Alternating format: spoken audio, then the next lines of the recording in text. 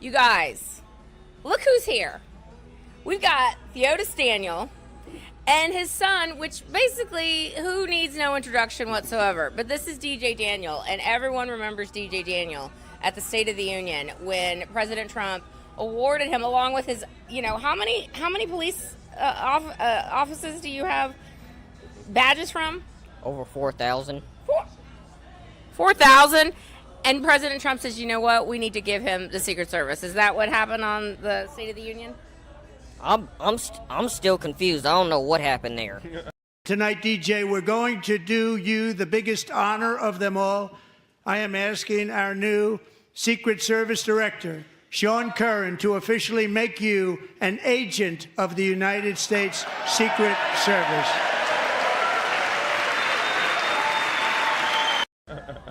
Okay, well, let's talk about that, because Theodis, and I'm going to get to you, he is running for CD18, and I'm just going to tell y'all, I heard him speak just a few minutes ago. The man is sincere, and the man is grounded, and I think this man has a future in the Republican Party.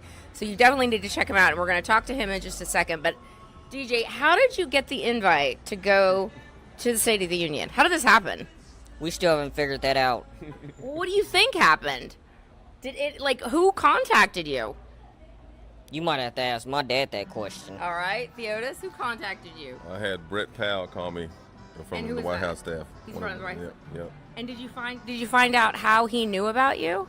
Well, when she called, honestly, they never actually told me to this day. We all don't know. I don't even know how that was President Trump. Of course, he found my number, and it just happened. I thought it was a spam call, but it wasn't. It was the best spam call if it was a spam. So it was like a 202 number, and you're like, yeah. And you picked up? It just said Washington, D.C. Right. So I was like, wait a minute, let me answer this anyway. And it's Piggy's Pork and Grits' Grocery.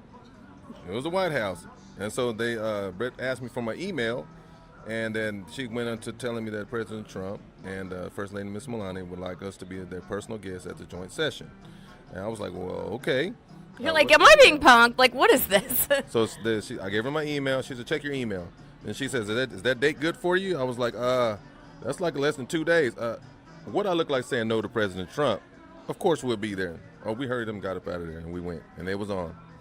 And they sent a plane for you guys? And the plane, drivers, we have motorcades. we got the whole nine. That's just unbelievable, because we all know that DJ has... How many tumors have you had? Do you even know?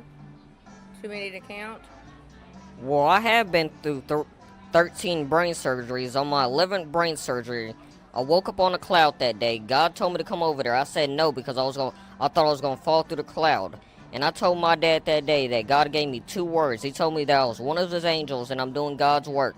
That's why I rub a bald head and give hugs to ladies. Cause you ain't He about said white ladies like you. But I ain't say that though. That's the question. He's got jokes. DJ's got a little mustache going. You're in 8th grade now? Yes, ma'am. Why are you concerned? You need a dude. I'm a sugar daddy, but I'm broke. I do need a sugar daddy. Well, we were all watching, and I remember watching with my husband and just bursting into tears. I think the entire country burst into tears that night. And you've talked about before how not one single Democrat, and we all were in shock that not one single Democrat, you said there was one, and we're going to talk about who that was, but the majority of the Democrat Party, save one person, did not stand up. What in the world, what was your reaction to that? Well, at first, when I saw President Trump walking in, I thought that, when people were not standing up on the one side, I thought that's the way that it was. And I didn't know. Like I said, it was my first time being there. Right.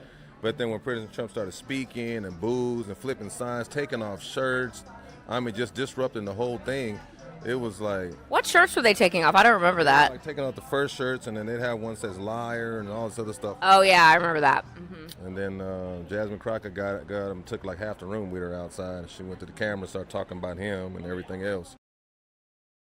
I've been through 13 brain surgeries. That's why my head looked like this. And let me say this. This one congresswoman was talking about my head. Jasmine Crockett. Whoa. I call her Representative Ratchet for a reason, and here's why. So what did Representative Ratchet do that evening? She called him fake, an actor. His scars weren't real, and Trump's pawn. And how's it disgusting to use a little black boy with cancer? And I'm thinking to myself, well, I'm his daddy. Why don't you come ask me? She's not going to do that. So I've been bent over. Like, I've been so mad about it because why would a leader? You're supposed to be a leader that people look up to. And the sorority that she's a part of knows that they don't behave that way. She's actually violating her bylaws there. And this is a 13-year-old child. For you to sit there and talk about a child that's going through brain surgeries, and then not to mention he was the child that was used for the most experimental medicine, the most important experimental medicine that was approved through FDA, that's saving millions of children and adults around the world. He's using his body for that. I had to make that decision because we only had 5 months to live. If it wasn't for the Right to Try Act, we would not be here, and President Trump had put that in place. You know, but for her to sit there and go do that, and all she does is run her mouth, talk about people, being disrespectful, like, that's not a leader. Leader doesn't do that. I can't follow that. You know, a person just don't go out and start fights with people for no reason. That's not a leader. You're a problem. Yeah, she's chasing clout, Representative Ratchet. She wasn't like this when she was in the Texas House. She was quite respectful, and like you said, her sorority, I think, would be shocked at the turn of events with Jasmine Crockett. I didn't know that story. It's disgusting. It's not surprising, but disgusting. Well, the thing is, she started a downward spiral effect, okay? She started it, then Rachel Madcow got on there and did the same thing. And then you got Nicole Wallace did the same thing, and I got on their bumper. You can look it up all on the internet. I got it right on top of her. And I said, if you ain't got nothing nice, just shut your mouth. I meant what I said. And then Breakfast Club jumped in on it, Charlamagne the God, and the rest of his crew, and just hilarious. Like coming out against you. They was talking about him, saying his head was patchy and all kind of stuff. That's a Breakfast Club. What? Yes, And you they can also Google said it. my hair was nappy. Yeah. See? I'm in shock. I'm in shock. I didn't know any of this. This is crazy. we don't have room in this great country of ours for people to behave in this manner. We've got a lot of other issues we need to be focused on. I don't have time to be sitting over bickering with you. If you was a part of the other party, I need to set my personal differences outside this door. You can talk to me like a dog, cuss me out. But when we come to there, I will give you the proper greetings and call you by your proper title. And we need to sit here and figure out what can we do to fix the problem, to make it easier for everyone that's living here today. But they don't want to do that. They're mad at President Trump because he had to shut the government down. No, you want to sit there and give illegal immigrants Medicaid and everything else. And for what? They're illegal. They wouldn't do it for us. So guess what? Since y'all want to be stubborn, everybody else going to feel the pain. Well, sometimes you're going to have more than one squeaky wheel to get it done. And there's a lot of people squeaking right now. Theodis, I want to get to your race in just 1 second, but to end the State of the Union on a positive note. So we talked about the negative, and I do want you. Who was the one Democrat that did stand? What is that person's name? We want to give credit to that Democrat. Her name is Congresswoman Lauren Gillen. What state? New York. And she has 2 kids and her husband. I met them all, and she was amazing. Well, Congresswoman Gillen, you have our respect. But to be positive, when half the room stood up, what did that feel like?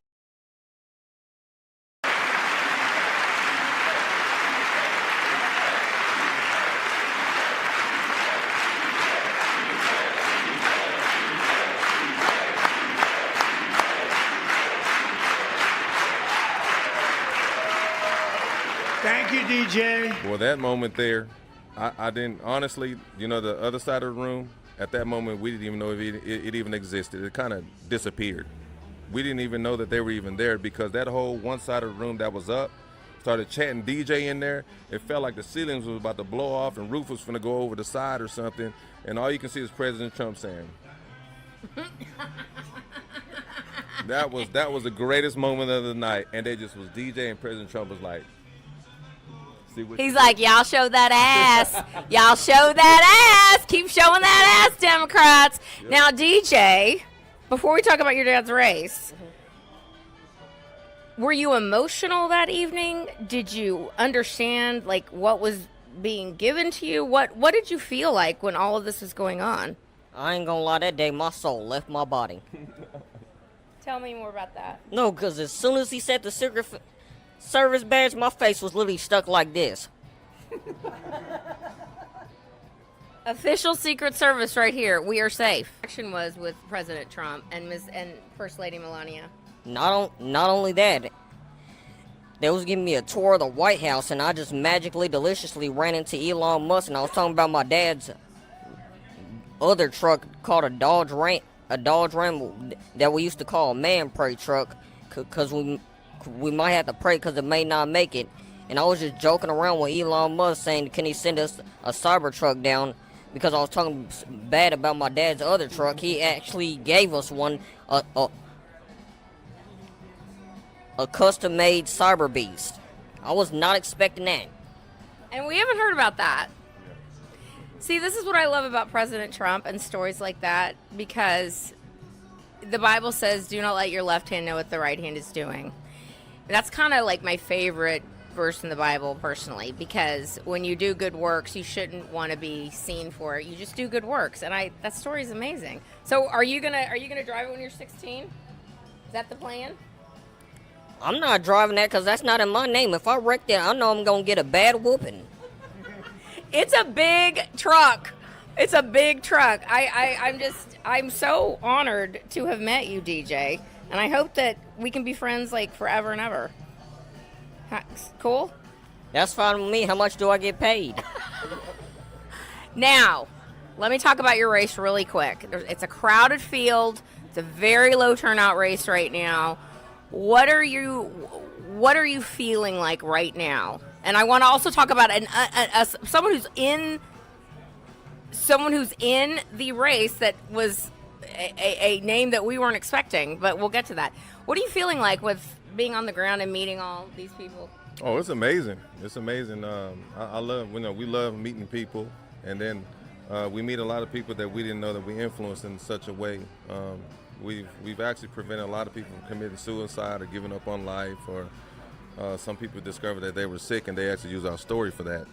But 18th District, it is a crowded field. Yeah. But it's not impossible. Yeah, it's 2.5 weeks left, but it's a low turnout because I think a lot of people, they've got common sense now. They're going to wait till the last minute to come, because nobody's been able to be vetted or actually have a real debate, and that's what I want. I'm sorry, I got to have it. Like fish. Is there one scheduled? They had one at TSU, but that was kind of like a hand-picking situation. So I did go visit TSU, and I told them that was not fair. It's not fair because right now there's really no front runner. The Democrat turnout's very, very low. We have a couple of Republicans in the race. It's possible that one of you gets to 50%, but more than likely it's going to be a runoff situation. So if you do make the runoff, what is your strategy to flip this Democrat district? I'm going to go ahead and just straight in. I'm not beating around no bush. I don't have time to sit here kick rocks around. The longer we sit and drag our feet and nobody's in that seat, guess what? Ain't no progress. And there's nobody's been there since March 5th. Now, God's got us to a pivotal point, which I said in there as a turning point. And we got it, and I'm taking the bull by the horns, and I'm going to do whatever I can. I mean, I've had a lot of obstacles in the way. I didn't let them discourage me. Actually, it encourages me, and I like to be working under pressure. I love pressure. Love it. I don't care what it is. And if you don't have the ability to sit there and work under pressure, then you don't need to get elected. Theodis Daniel, please let us know your website so people can give you money. Okay, the website is Team Daniel, FOR, Congress.us, and we'd love for you to stop by, read everything up on us, and there's a donate button, too, if you'd like to donate. You don't have to donate $1 million. You can donate $1. $1 buys a sign. We're going to make it work. But any support, it'll be much appreciated. And trust me, we're very transparent with receipts, so if you'd like to see our receipts, we'll show you what we bought with it and make sure every dollar is accounted for. There's no hanky-panky over here. I mean, I'm unbelievably impressed by this man, ladies and gentlemen. And like I said, I sobbed at the State of the Union, and I never thought I would get a chance to meet you and to meet your amazing son. And it's an absolute honor. And I hope that whatever happens, you're going to have a bright future in the Republican Party. And real quick, there's a candidate that when I saw the Secretary of State list, I was like, wait, is that is that the Carter Page? I was like, surely it's not the Carter Page. I tried to find information, and I was like, no, couldn't find anything. Well, he has a story for us with the Carter Page. Okay, so I was going on the last day, the deadline, and I drove my fees down to Austin, Secretary of State office. And when I got upstairs, there was a gentleman sitting there, bald heads, sitting in there with a little pullover jacket. And a big backpack, right? Yeah, the big, heavy-looking backpack. And he's looking at me, and I'm looking at him, and I'm trying to figure out why he's looking at me. I'm looking at, so I introduced myself, and I asked him what he's running for. He didn't tell me he's running for 18. So after we finished, we went downstairs, and I was coming out the door, and we all went downstairs, and we went out, and he waited for me, and he started talking to me. And he was like, I just realized who you are, you and your son. I said, man, okay. And he said, well, look, let's exchange numbers. I'd like to, talk to you. So he called me the next day, and then I met him at the barbecue spot, and we went in there talking, and then that's when he told me I'm running for 18. He said, do you know who I am? I said, I've seen you before. I'm trying to figure this out. I said, but I don't think I'm right. Yeah. And he said, you're like, surely it's not that guy that is going to sue the government into oblivion. Well, he said Carter Page. I said, the Carter Page? I was like, oh, Carter. I said, Mr. Page, if he would have ran, what was the point of me running? We're two guys that is very influential, and we can make great change. There's no sense in us being on the same ticket. And he said, well, if I would have known you would have ran, I wouldn't have done it. I said, well, what do you want to do here? He said, no, let's just run it. And I said, okay, well, let's do it. Because right now we need change. Yeah. Houston is going down in the dumps with the Blues, literally. But now we have a point to where we can make, guess what, Harris County and Houston great again. We're going to make Harris County great again. Theodis Daniel, my honor, sir. Thank you. I'm so excited to meet you. So excited to meet you. DJ, my honor. Oh, give me a hug. My honor, DJ, my honor. You have anything else you want to say? Oh, DJ has some jokes. Oh, by the way, DJ, tell the kids my social media handle. Say Angela Box Show. Angela Block Show. Angela Box Show. And let me get your social media. Do you have a social media? You have a Twitter or an X account? I only have Instagram and Facebook. What's your Instagram? Tell them. It's my name, DEVARJAYEDANIEL. Awesome. And Theodis, what's yours? Mine is under Team Daniel 4 FOR Congress.US. And Instagram is same thing. Same thing. Same thing, yes. Thing. DJ, give us one joke. Give us a dad joke. Oh, yeah. That funny dad joke you were saying. You sure about that? Because yes. A little bit too far. The funny one that I was like, tell that joke. He has stage fright, you guys. I can't believe it. But DJ's got jokes for days. I'm just saying like that because sometimes my jokes go a little bit too far. That's okay. We're trying to get you to Dave Chappelle at some point, DJ. So I feel like we need to give a couple of jokes to give Dave some juice. But anywho, your daddy's so drunk his blood type is beer. Actually, I was like, that's good. What's the mom joke? Oh, I ain't got no your mama jokes. Yes, you do. You said your mom was so short. She air glided on the Dorito. What's the other one? Your mama's so short she fell down the drain. And scene. Thank you, guys. Thank you so much. Great job.